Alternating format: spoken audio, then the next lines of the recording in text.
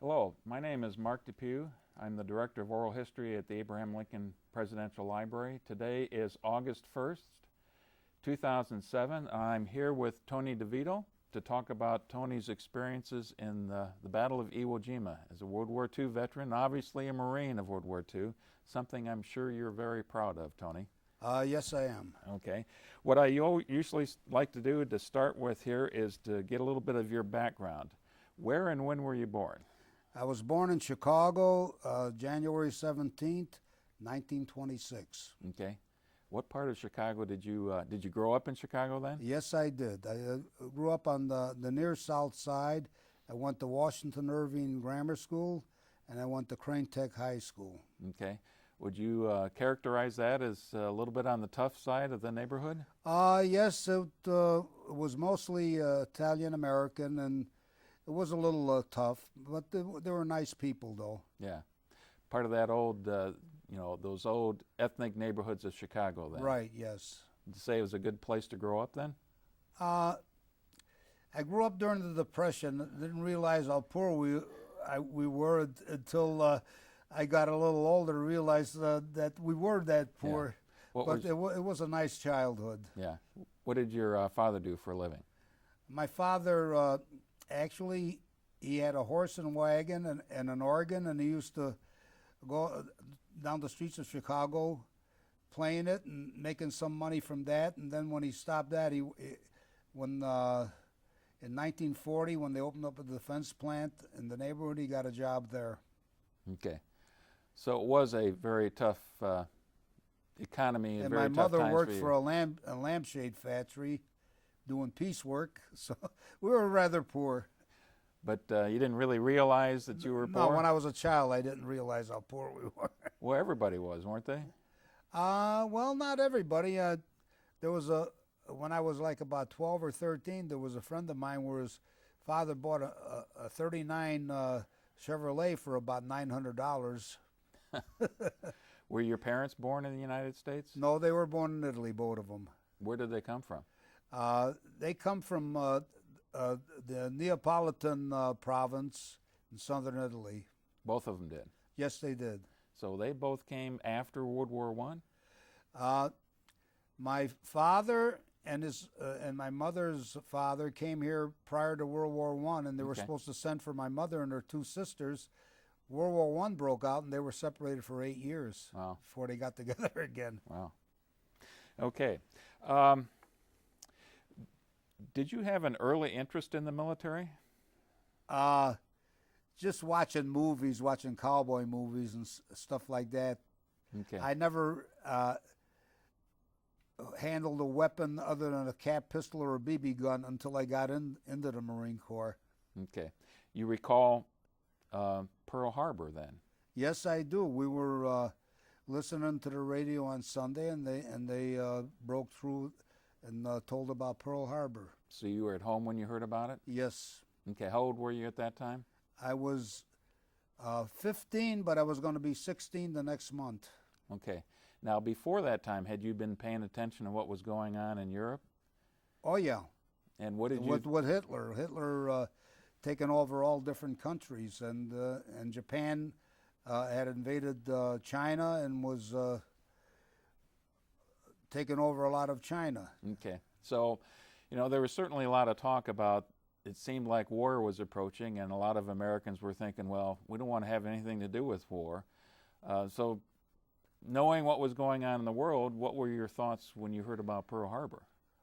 My thoughts was it was terrible. It was a terrible thing. And I understand that enlistments went up real big. Right after Pearl Harbor, there was lines of men enlisting into the armed forces. The immediate impact on the DeVito family, though, is your dad was working in a defense plant by that time. Right, yeah. Okay. When did you start getting interested then in getting into the military? Or maybe was it the military that was interested in you? Well, they had the selective service where when you got to be 18, you were eligible to be drafted into the armed forces. The only people that didn't go were 4Fs that was physically incapable of serving, or people with essential jobs, and they got deferred for that because they were considered more valuable on their essential jobs than serving in the military. Okay. Everybody else was drafted. Were you drafted I then? was drafted, right. Drafted into the Marines. I thought I was going into the Navy. I went with two of my friends. They went to the Navy, but when we got there, they said, "You're in the Marine Corps." So that was it. What did you, then were in pretty good shape, I would guess. Physically? Yeah. Yeah. When you pass the physical, you're considered in good shape. Okay. Then how quickly after that, was this June 13th, 1944, you were inducted? I was inducted in June 13th, 1944. Okay, and then did you go immediately to basic training? Oh, yeah. They put us on a train. We went to San Diego, California, to the Marine base in San Diego, California. Did 8 weeks of boot camp. Came home on a 10-day. They gave us a 10-day furlough, but it took 3 days to get here and 3 days to get back, so I just got to spend 4 days at home. And when I went back, they sent us to Camp Pendleton, Oceanside, California, for advanced infantry training. Okay. You went in middle of 1944. The Marines had already seen plenty of very tough action in the South Pacific. So what are your parents thinking about you suddenly being a Marine? Well, they were worried naturally, and my one brother had, in the previous year, had gone into the Army, and he was in Europe. He was in Patton's Army, and they're worried about both of us. Yeah, well, they had plenty to worry about then, didn't they? Right. Was he infantry as well? No, he was artillery, field artillery. Okay. I guess we didn't mention what specialty you trained in. Why don't you tell us that? I was a rifleman. That was my expertise, handling a rifle. Okay. And did you take to the rifle and the skills of an infantryman pretty quickly? Yeah, well, for qualifying, like I said, I never had a weapon in my life prior to getting in the Marine Corps. And on the rifle range, I scored a sharpshooter, which is second highest. The expert rifleman is the highest. And I know the Marines take rifle marksmanship very seriously. Oh, yes. As a matter of fact, there was some boys that had handled rifles all their lives and that didn't even qualify. So go figure. So what was the rifle that you were using? An M1. Okay. N1 carbine. No, M1 rifle. Okay, N1 rifle. Okay. Yeah. The carbine was shorter, wasn't Carbine was shorter. That's what the officers used. it? Okay. My mistake. Anything in particular that sticks with you about basic training? It was hard. You had to do a lot of hard drilling and marching, and there was one time where there were some infractions that somebody committed, so the whole platoon was called out like about 3 o'clock in the morning to fall out with sea bags. And we were asleep. We had to get out there in 5 minutes because a couple of guys did something wrong. These instructors had to be all veterans of the South Pacific, weren't they? Yeah. And so they knew the bottom line. Did Yeah. all of the training make sense to you, though? Well, you had to be toughened up to take what you were going to get into. I mean, as hard as the training was, it didn't compare to being out there and being shot at. So you thought the training was certainly appropriate, tough, and understood why. Right. Okay. Let's see. You said you're infantry for basic. When did you find out what your unit of assignment was going to be? We went overseas on November 10th, 1944. We boarded a ship to go overseas. Now, for some reason, we spent a lot of time on that ship, like almost 2 months, 59 days. Then finally, we landed at Guam, and we had more training there.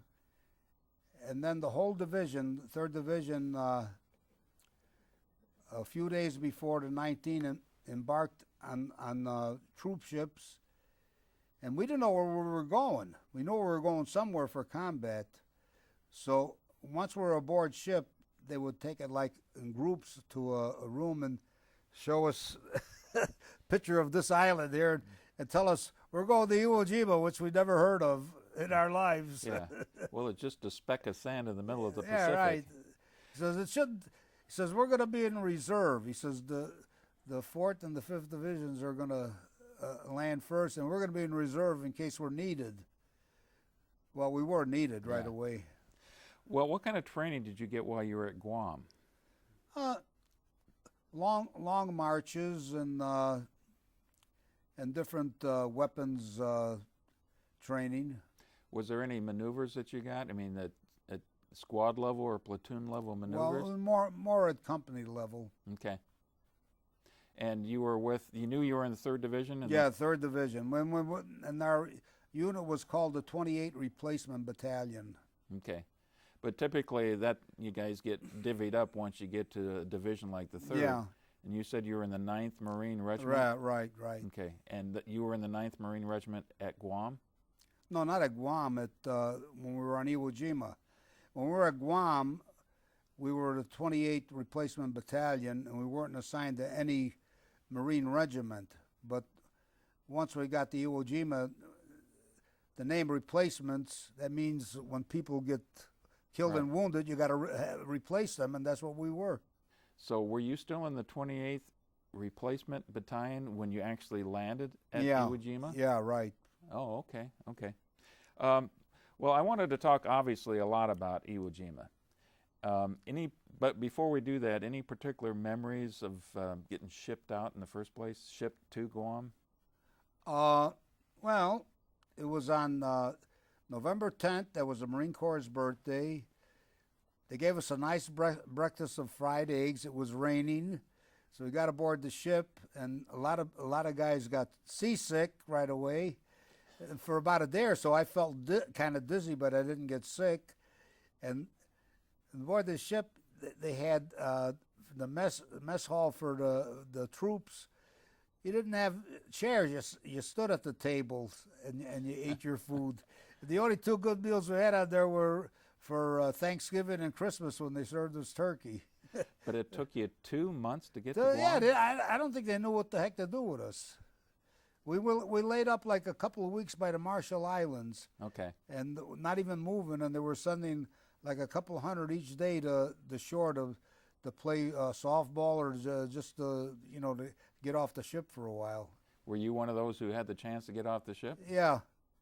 Well, that'd be a relief after being on I would play a game of softball, and one guy took everything off but his underwear, and he got burnt like a lobster. Well, you learn by mistakes, don't you? Yeah, right. So you spent then a couple months at Guam training, and then you're embarking to head off to God knows where. Yeah. When you actually got on the ships in Guam, did you know you were heading to Iwo? No, we knew we were going somewhere for combat, but we didn't know where. And once we got aboard ship, then that's when they showed us a map of Iwo Jima and explained where we were going. Okay. And what our mission would be. Okay. So what are your thoughts now, having probably been paying pretty close attention in your drill sergeants and teaching you all the lessons how to survive? What's your thoughts now hearing about Iwo Jima? Well, we were a little apprehensive, and when we got there, on the PA system again, they said there were Jap airplanes over the convoy wanting to bomb us, and we had an air umbrella that was driving them away. So that kept us safe. And the other 2 divisions, they landed on the 19th, and then on the 22nd we went because we were needed. From what I've read about, this is a huge convoy. Yeah. A huge number of ships. And were you able to look out on your shipboard and see that? A lot of ships, yeah. Well, that had to be impressive. Yeah, right. Then another thing is, they said this was going to be a short operation, just take a few days, and it took a month, and it took 6,000 killed and 20,000 wounded. Yeah, well, there was probably, I've read that there was twice as many Japanese on that island as they had suspected. Uh-huh. Did you observe the initial aerial bombardment or the naval bombardment of Iwo Jima? I think they bombarded it before we got there with naval, but then when I was aboard ship, we saw airplanes going in and dropping bombs, dive bombers. So your particular ship, the 3rd Marine Division, sent, I'm sure, several different ships out and off of Iwo Jima. Were you close enough to see the island then? Yeah, we saw the island. We were not right next to it, but we were close enough to see it. Okay. Couldn't have been more than a mile or so away, or a couple of miles away. So from the time that the actual invasion started, with the 4th and 5th Marines landing on the 19th, and you guys went on day 3, you said, or D-Day plus 3? Yeah. So that would have been the 22nd. Right. What are the Marines that you're with doing for those 3 or 4 days? Well, I was on this Higgins boat, and we had this one lieutenant in charge of us. And rather than let the Higgins boat go right to the beach, they wanted to not let the Japanese know that we were landing. So we got behind this LST and climbed up the rope ladder to the back of the LST and got on their deck and walked right out through their ramp that they had, so we wouldn't be noticed. New Marines coming on the beach. LST is much larger than a Higgins boat. Right, yeah. Well, it's a landing ship tanks. Yeah. So the Higgins boat is roughly about Higgins a platoon? boat is a little craft that holds like about 19 to 20 personnel. But for the first couple of days, you're on your main ship at the time. Right, yeah. Which is a troop ship. Right. Were people just playing cards, or was there training going on? Were there classes or lectures going on? I guess talking about what was going to happen when we land on the beach. In fact, we got a little circular from our commanding general, General Erskine, and it said, "See you on the beach." But I got to tell you, Tony, that seems to me like a long time to be sitting out there and with little to do except thinking about, oh my God, I'm headed into combat. Yeah, right. Well, yeah. But you got no choice in the matter. You're there, and you take what you get. Were you hearing anything about the nature of the resistance that the 4th and 5th Division had encountered? No, they didn't say anything about that. The only thing we got was when the Japanese airplanes were trying to bomb the convoy, and we had an air umbrella that was driving them off. So that was good to hear. Yeah. But eventually you find out that you're going in, which I would think tells you that maybe things aren't going quite as well as they anticipated. Yeah. We're going in. We're ordered to go in. You go in. You do what you're ordered. Okay. What I'd like to have you do then is to take a little bit of time, as much as possible, and paint us a picture of what it's like when you first landed on Iwo. Well, the first thing is you got to go to the side of the ship, and they got a cargo net. And you got to climb down that cargo net, and the sea is going back and forth, and the fellows that are down there already, they're trying to hold it steady for you. And so you climbed on that, and you got your pack and your rifle. Now, if you fall in the water, you could release the whole pack and rifle and not drown. We were taught that. So luckily, I got down and without falling in the water. And then the Higgins boat went a little bit offshore, and he cut the motor off, and the thing's bobbing in the water. And I had eaten something a little before, and I got sick. I had to heave it out. The same way with the officer in charge of us, he did the same thing. So then, like I said, we came to the LST, and we climbed up the rope ladder and walked out of the front of the LST. And all of that was just to deceive the Japanese? Right, yeah. Okay, now that you're on the beach, what do you see?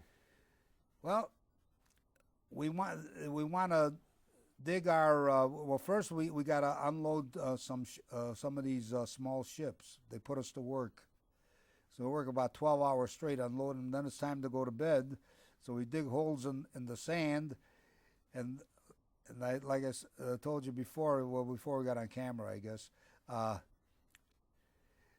I took the blanket out of the plastic, hoping, figuring that everything was going to be dry, and all of a sudden the sides of the of the foxhole cave in and all the water come rushing in, so I'm sleeping in water all night. So you weren't very far off the beach at that time. No, we're on the beach. Well, describe the terrain you're seeing. Well, you got volcano sand on the beach, and you look up to our left, and up high you can see Mount Suribachi. And when I woke up on the fourth day, on the 23rd of February, some guy had a fire going. We were drying our blankets, and somebody pointed up to Mount Suribachi. There was a flag flying. Now, I don't know if it was the first flag or the second flag, but we noticed it and we went about our business. Did you think anything about it at the time? Nope. Okay. we were wondering what was going to happen to us. So you weren't... This was our first time in combat. Yeah. So at that time, you're not taking any fire from Mount Suribachi? No, but the Japanese were shelling the beach with mortar fire at one time, and this lieutenant tells us, I suggest you men take cover. And I didn't know where the heck we were going to take cover. We were on a flat beach. Was there any vegetation? No. Just no buildings. Everything was knocked out. Very bare island. They didn't have fresh water on there. You had to bring your own water there. Oh my gosh. From what I've read, black sand. Yeah. Anytime you try to dig into it, it just slide back into the bottom of the hole. Yeah, I was saying when it was wet, then the water, the sides caved in and the water came in our foxhole. So what did you do for the first couple of days that you were on shore? Like I said, we did working and with unloading supplies, and then after a couple of days, they put us in a truck and they brought us to the front. And they drove there with the lights off, you know. Yeah. And then when we got there, some of those guys were a little confused or something. There's one guy shot off his rifle repeatedly. I don't know what he was shooting at, but I didn't see anything. Well, you guys are still in the truck, so he was shooting off? No, even when we got out. And we were some sergeant was put in charge of us. Were you still in the 28th Replacement Battalion at this time? Yeah. When did you get assigned to the 9th Marine Regiment then? That was like a week or so later. Okay. And until that time, you were doing a lot of logistical we were doing, things? Stretcher bearing and bringing in supplies. Okay. And the snipers were shooting at us. Okay. So you're getting a good taste of combat already. Yeah. And as a matter of fact, after we were up there a few days, 3 of the people in our outfit they got killed by sniper fire. We saw them; they were laying there, and all 3 of them were dead. Were these people you knew pretty well? Yeah, I knew them. Yeah. You'd gone through basic training with them, or? No, just through the latter part of when we got on Guam. Okay. What were your thoughts then, seeing some of your buddies having been killed? Well, it wasn't very nice. It was shocking, and then you think it could happen to you too. Yeah. And it almost did. Okay. Talk to me a little bit about, this is kind of a preface to get into some of the combat that you did experience, the Japanese tactics on Iwo Jima. How would you describe the Japanese tactics? Well, they had a cave system going throughout the whole island, and you had to dig them out. You had the day I got shot, that we had a tank that was in front of us doing shell fire. Didn't seem to disturb anything, because when we got there, these Japanese were in this cave, and they were throwing grenades out. They were shooting. I wanted to get some cover, and before I got to it, I got shot, and they took me away from the vicinity. Naturally, brought me to a field hospital, so I never knew what finally happened, that day to the men that were there fighting with the Japanese. You were shot in the left arm? in the left arm, right. Okay. What happened when you were shot then? What was the nature of the injury? Well, I was shot high in the arm. It went through the bone. It went through the nerves. I couldn't move my fingers, my left fingers. And when they flew me to Guam the next day, to the hospital there, and they put a body cast on me and a cast on my left arm. And that was on for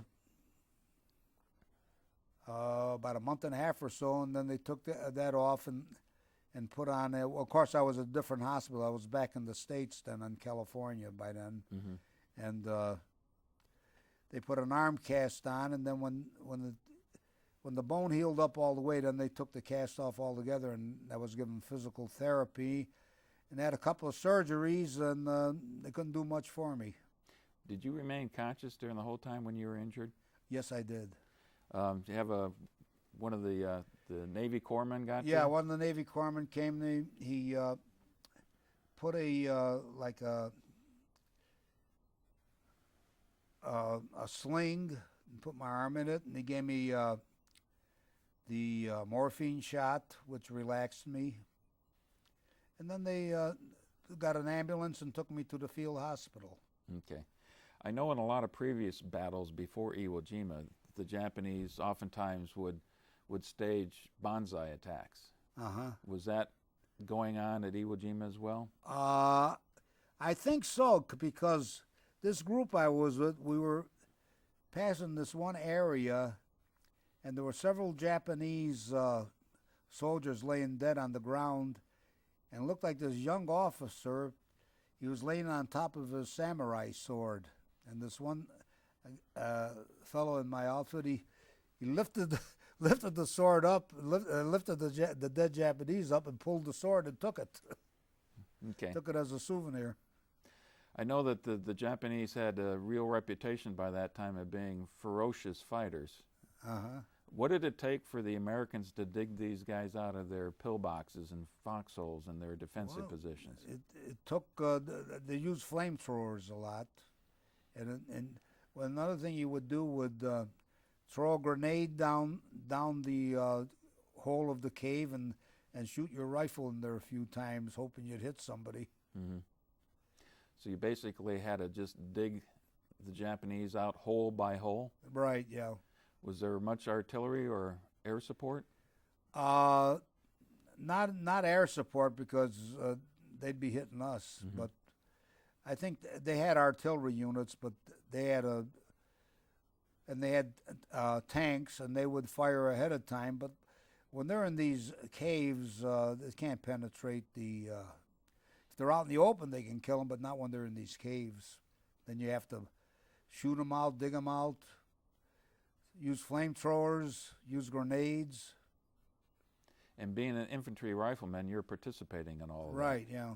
Well, can you describe a typical action then while you're on Iwo?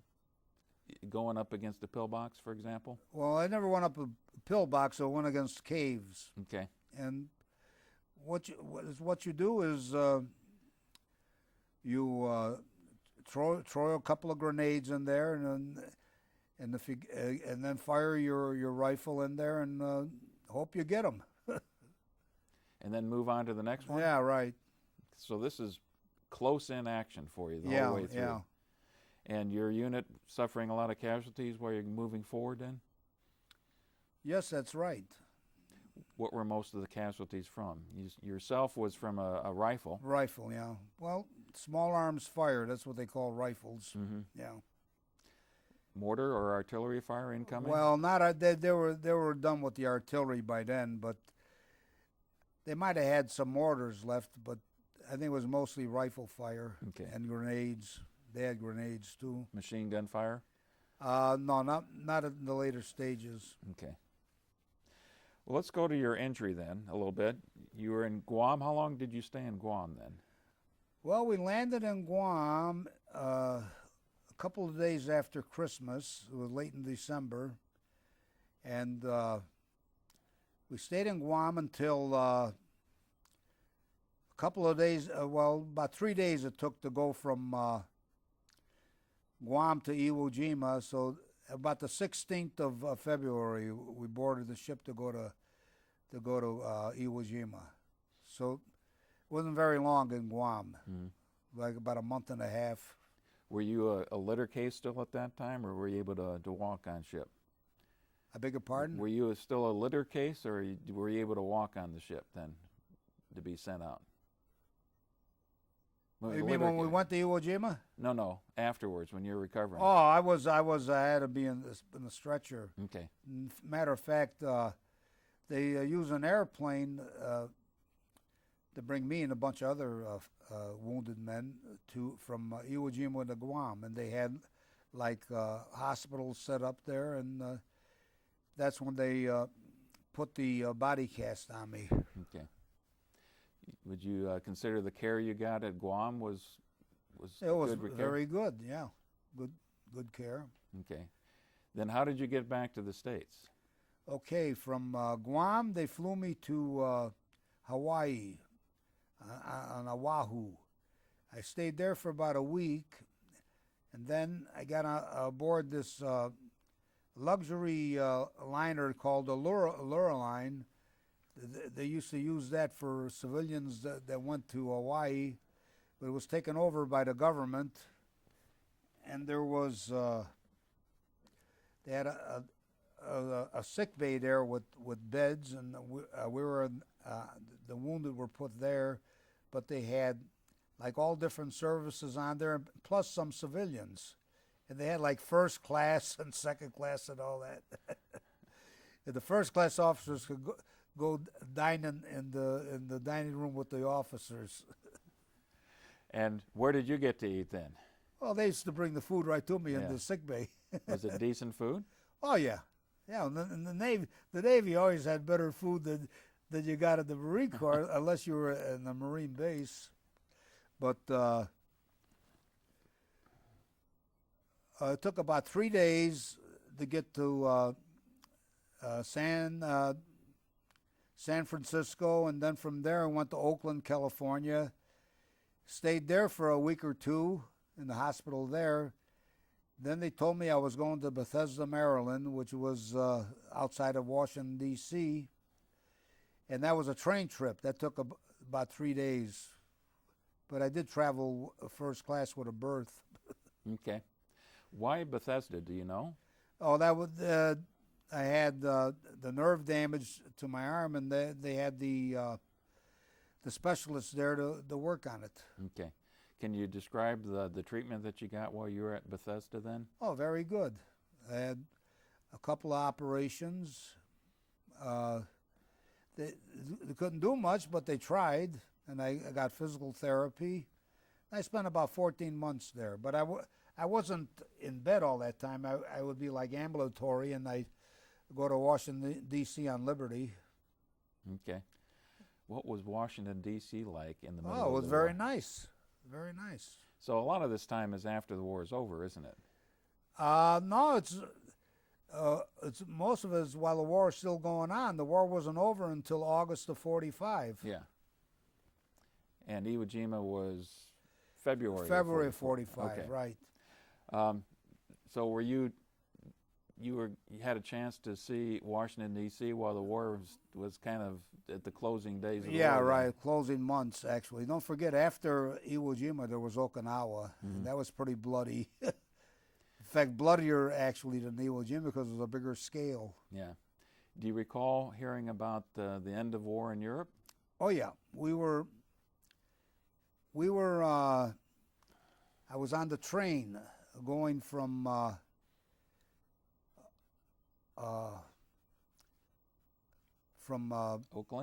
Oakland to Bethesda, Maryland, and they had word of it, the end of the war in Europe. And we were aboard ship coming back from Hawaii to the United States, so we heard about Roosevelt dying. Mm. And nobody knew who Harry Truman was. Was that hard to take, with the emotional event, hearing about Roosevelt dying? I had my own troubles, and yeah. I wasn't happy about it, but I had enough to deal with my own stuff. What was the mood in the hospital when they heard about, or on the railroad, I think you said, in the train, when they heard about Well, everybody was Europe happy, ending? but the war was still going on in the Pacific. You know, they were, before the atomic bomb, they were planning to invade Japan, and that was going to be a very costly in life. So what did you think when you heard about the atomic bomb? Good. The war was over. Yeah. A friend of mine and myself, we were in the movie theater in the hospital watching a movie, and they stopped the movie and flashed across the screen that Japan had surrendered. So we got out of there and we went to Washington, you know, to celebrate. He didn't have any money, and I only had $5. So we only had a couple of dollars to celebrate with. But you had a good time anyway. Yeah, right. So all this discussion in the years past that about whether or not we should have dropped the atomic bomb, do you ever have any doubt about that decision? It was a shame that so many people got killed, but I think there would have been more people killed if we didn't, and the war would have gone on longer, and there would have been, and a lot of people that came back home after the war wouldn't have done that. Yeah, they would have been dead, and there's no lie about that. Let's take you back to a little bit more about the combat you experienced while at Iwo Jima. You mentioned earlier that you had one near miss. Can you tell us about that? Oh yeah, we were going across this wide open space, and then all of a sudden we were getting sniper fire. So everybody naturally laid down flat. They call it hitting the deck, and laid there until the fire was over with. And all of a sudden I heard ping next to my the right side of my neck, and the bullet had came like about an inch away from my neck. So I was a little scared. Then finally we stopped firing. We got up and got out of there. Did you move back then a little bit, or? Well, we went to a safer position. Okay. Are there any other really memorable experiences while you were in combat that you can recall? Well, kind of gruesome, I guess. But when we were one day we were eating K rations, and it was a hot day, and there was 3 dead Japanese laying on the roadway, and a couple of American tanks went over them. It was a gruesome sight because they grinded them up. Mm. I don't think you want to show that on TV. No, but that's the nature of combat. That's the nature of combat. When you see somebody dead, they're a dead body. They're decomposing. They're rotting. The insects are eating them. It's not a pleasant thing. And from what I understand, the whole island stunk to begin with. Yeah, and I forgot to tell you, the first thing I saw when I landed on the island was rows and rows of dead Marines being taken off the beach. They probably had all been killed on D-Day, because that's when the firing from the Japanese was the heaviest. Mm. And that had to be a rude awakening that you arrived in combat. Yeah, arrived in combat, and there's dead people laying there that they're taking off the beach. Right. So what sustains somebody like yourself in combat, keeps you going? I prayed like heck. As a matter of fact, one time, for some reason, I had been by myself. Well, it was 2 occasions. I'd been by myself, and I'm going the wrong way. I'm a young punk. I'm only 19, and I never was out of Chicago before. And here I'm on the other side of the world, so what do I know? I'm going toward the Jap lines, and I look up, and the sergeant's waving to me to come back this way. If I'd have kept going, I would have got killed. Yeah. Then another time, I'm by myself, and this older guy, he comes by me, he says, "Are you Catholic, son?" I said, "Yeah." He said, "Would you like communion?" So he was a chaplain. He gave me communion. To get the wine and everything? No, just the communion, just the wafer. Okay. question that oftentimes comes up when you talk to veterans, I mean, this is something I've always been curious about. You're out there and you've got to find the motivation to keep going and to risk death on a daily basis. Is it because of, you know, the cause that you're fighting for in the first place, or because of your buddies that are out there with you? Well, I don't know about other people, but I think you're going for survival.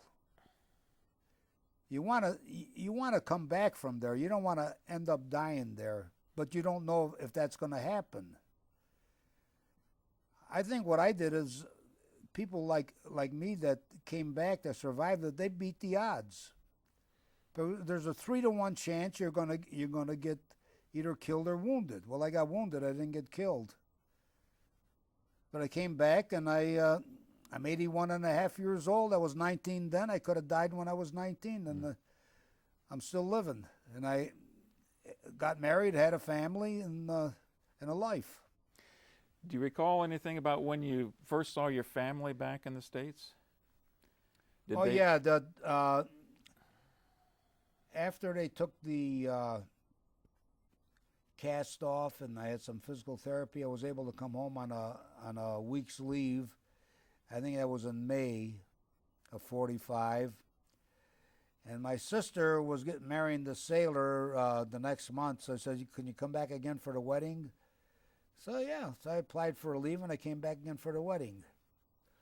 You know how much the train fare was round trip from Washington, D.C. to Chicago at that time?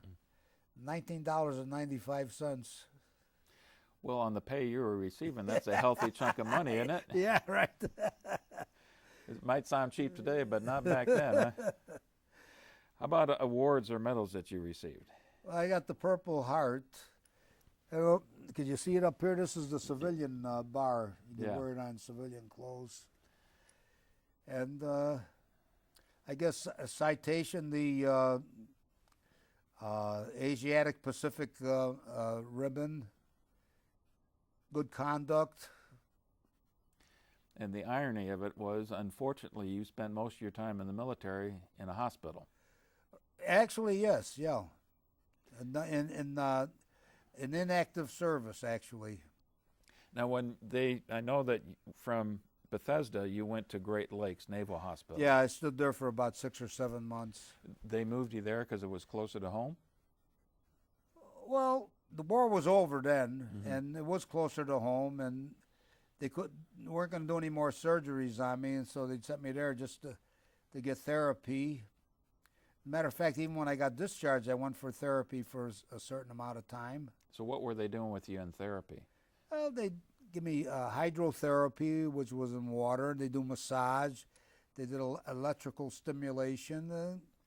It really didn't do anything. So the arm was gone, so you just had to accept that and move on. Well, how did you cope with knowing that you wouldn't have the use of your left arm? I did the best I could. I tried to live my life the best I could. I participated in when I was young, I participated in what sports I could. I bowled, I played tennis. When I got a little older, I played golf. And if I'm able to, I still go out about once a week. Were you left-handed?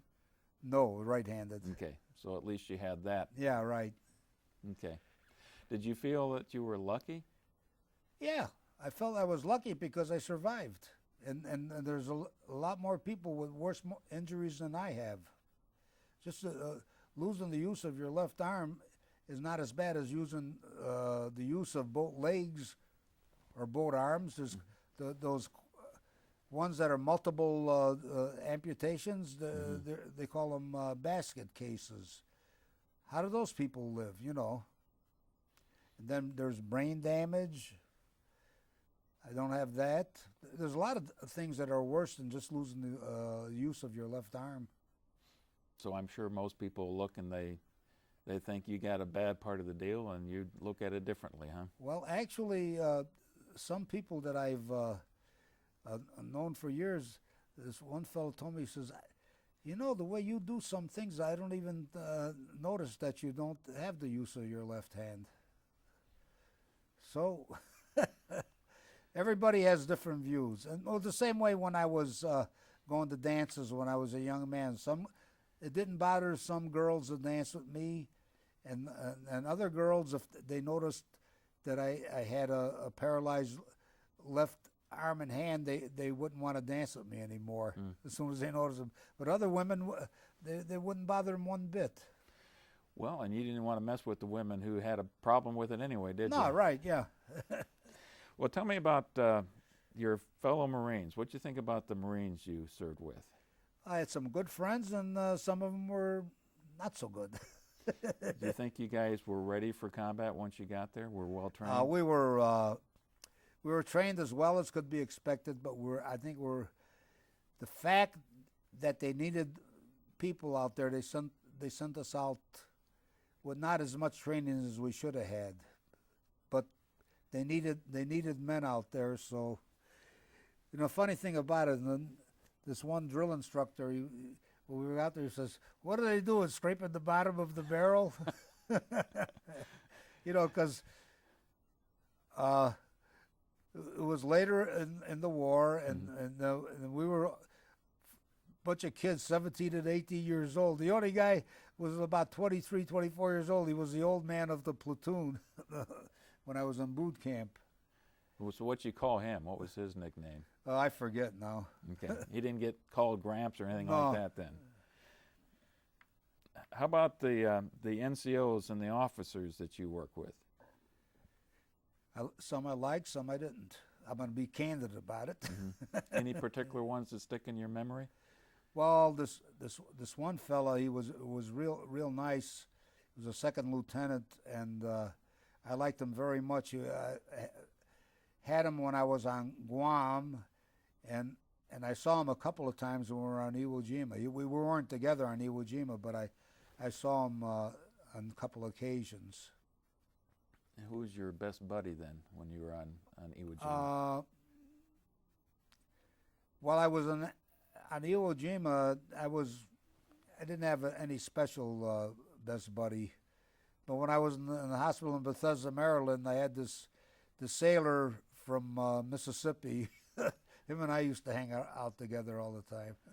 Well, that's an interesting combination. Yeah. A kid from Chicago and Mississippi. No, he was from Mississippi, and he had a thick Southern accent, and he was short, and I was short, so I guess we got along together. Was he the guy you went to D.C. with? Yeah. How about, you mentioned General Erskine. Did the guys you were with had pretty high regard for General Erskine, who was your division commander? Well, I never saw him in person, but he'd send us like memos and stuff, and he seemed to be all right. In that book there's a picture of him being congratulated by Holland Smith, at the end of the Iwo Jima campaign. What do you think about the Army, or did you guys not bother about the Army too much? Well, my brother was in the Army, but I know a lot of them they called soldiers dog faces. Wasn't that part of the training to be a Marine, to kind of take a disregard for the Army? Well, some people, I guess, but not everybody. Okay. How about your opinion of the Japanese? They were fanatics. They were crazy. Like that movie Patton with George C. Scott was in, when at the beginning he's giving a little talk, and he says, you don't want to die. You want to cause the other guy to die. He says, winners, we like winners, not losers. Well, if you're dead, you're a loser, as far as I'm concerned, unless you died for a good cause, But if you're beat, you might just as well surrender instead of committing suicide. That's what a lot of them did. That the Japanese committed suicide. Right. So you didn't understand why they... No. Well, that's it. What a lot of the culture is, their culture was to die for the emperor and not to be. It's a dishonor to surrender and be a prisoner. An American thing is try to survive if you can. Okay. Do you recall any particularly humorous incidents? Maybe at Iwo Jima or afterwards? One humorous one was at Iwo Jima. Somebody had a bunch of macaroni and beef sea rations heating up in a big can. And so I took my mess kit and I took some, and I'm leaving there, and this old officer, I think he's a lieutenant colonel or something, he sees, or a major or something, and he sees me with it and he says, "Hey son, is that good?" I said, "Well, it's not too bad." And what do you expect from sea rations? It was hot food. Okay. Were you able to keep track of any of your friends from the military life after you got out of service? No, for some reason, no. I went in 1989. I went to they had a 3rd Division reunion in Chicago. When I went there, I put on the board where I took training, the ship I was on, the hospital I was in. Nobody answered it. And I just there weren't a lot of people from Iwo Jima, but I didn't know them, so I just became acquainted with them. When the convention was going on, and conversed with them about different things. What did you end up doing after you were discharged from the Marines? I went to work for my old company for a short time. Then I What company was that? Cinch Manufacturing. Then I went to a business school for a short time, and then I got a job in an office job at Cinch Manufacturing. Then I went to several other companies. Then my last company that I worked at until I retired was Ideal Roller and Graphics. I worked in the office there. Okay, so you don't think, or do you think that your disability had any effect on your career afterwards? Well, to a certain extent. I couldn't do physical work because I could only use one hand. You need 2 hands to do physical work. So it was logical that I would get into clerical work. Okay. You didn't take advantage of the GI Bill then? No, I went to the school with the GI Bill. Okay. Let's kind of conclude with some generalized questions, if you will. Most people would look at you today and would think, because of your injury, because you were at Iwo Jima and you saw the kinds of things you were talking about, that you sacrificed an awful lot, that you paid a pretty heavy price. Do you think, looking back on it all, was your involvement, was that sacrifice worth the effort? Well, World War II was a fight for survival, and it was a total war. And I think war should be, if you're going to have a war, it should be fought like World War II was, where you fight to crush the enemy, get the war over with, and then have peace. I don't believe in these limited wars that we've been having since then. They don't make sense. They don't accomplish anything except getting more American kids killed. Okay. My opinion. How do you think, well, obviously your life was changed, but how, maybe some of the more subtle ways that you changed or your outlook changed because you were in the Marines and you were at Iwo Jima? Subtle changes? Well, I don't know. I'm still the same person. Well, there's a lot of post-traumatic stress that people have from all wars. I think the thing about me is I was in the one battle, the one campaign, and even though I got pretty badly wounded there, I wasn't subjected to it for too long a time to acquire the post-traumatic stress.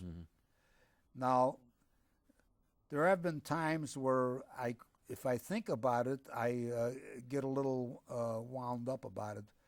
But it's history, it's gone, I have a life to live.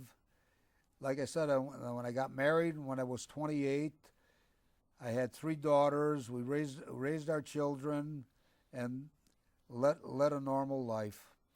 Did you talk much about your wartime experiences with the family? Not a real lot, but if they ever wanted to know, and it was real funny. My one niece, her daughter, for her last Veterans Day, her daughter was in grammar school, and they wanted veterans stuff. So I sent her a whole bunch of stuff, and she said her daughter had a whole wall because there's a lot of people in our family, even not just World War II, but Vietnam era and other eras and she had all this paraphernalia she had up on the wall. Yeah. Well, at 60-some years later, suddenly Iwo Jima is, well, they just recently had the movie. So yeah. What do you think about being... yeah, one more thing. I might just as well mention it to you. When I was in the hospital in Bethesda, Maryland, this James Bradley, the corpsman, that was his Right. son wrote the book. I met him briefly. He had come there after the bond drive. They were all on the bond drive, and he came there after, and somebody I guess pointed me out to him. Then he came up to me and talked to him, and we talked for a few minutes. I would imagine it was kind of refreshing for him to talk to somebody who was at Iwo Jima, who had Yeah. understood what he went through versus Yeah. people who are trying to take advantage of him all the time. Yeah, right. What's your thoughts now, having been at Iwo Jima, which is one of the most famous battles of World War II? Right, yeah. In, Well, a lot of people get the misconception after they raised the flag that the battle was over. The battle was only 3 days old. It went on for another month. so that aggravates you, does it? It kind of peeves me a little bit, and then peeves a lot of people too, because that wasn't the end of the battle. That was like just the end of the beginning. Mhm. Well, just from your experience at Iwo Jima, and Okinawa was a lot of the same kind of very It was gruesome, on a bigger scale. and so maybe even more so if you go into Japan, it would continue in that. That's right. That would have been huger than Okinawa. Right. So I think the unique thing about Iwo Jima is it's such a small island, 5 miles in area. You wouldn't think that so much fighting and killing would go on in such a small area for so long a time. And from what I've read, the percentage of American casualties versus the force that went in is the highest of any battle in World I War believe II. it, and more Marines got the Medal of Honor from that campaign than any other. So what would you think that people today should know about in your experiences, not maybe just at Iwo Jima, but recovery as well, World War II? What should we know and remember about that? Well, a lot of your World War II, I'm the youngest, among the youngest of World War II veterans, and I'm 81 and a half years old, so there's a lot of them that are much older than me, and they're your life doesn't last forever, and they're dying. Mm-hmm. And just that it was the last war that was absolute, a total war, and we were fighting for our survival. Heaven help us if Germany or Japan would have won. You instead of them being our allies, they would still be our adversaries, and we would be kind of under their thumb, Mm-hmm. So what advice would you give us today? About what?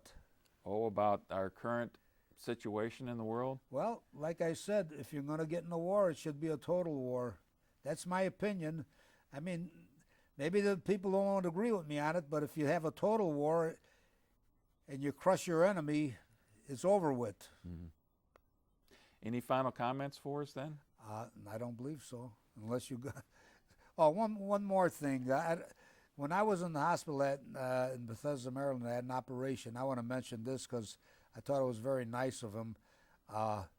Douglas Fairbanks Jr., he died like 7 years ago. He was an actor, and he was in the Navy during World War II, and he came to visit us at the hospital in Bethesda, Maryland, and I had been operated on the day before, and he stopped by my bedside and talked to me for about 5 or 6 minutes, and he was very nice to me, and I really appreciated that. Okay. That's about it that I can think of. Well, thank you very much, Tony. You know, fortunately, most of us don't have to live through and struggle with what you have here for the last at Iwo Jima and for the rest of your life. I want to thank you for what you've done for this country, and thank you for giving me the opportunity to interview you today. Okay, you're welcome. Thank you again. Okay.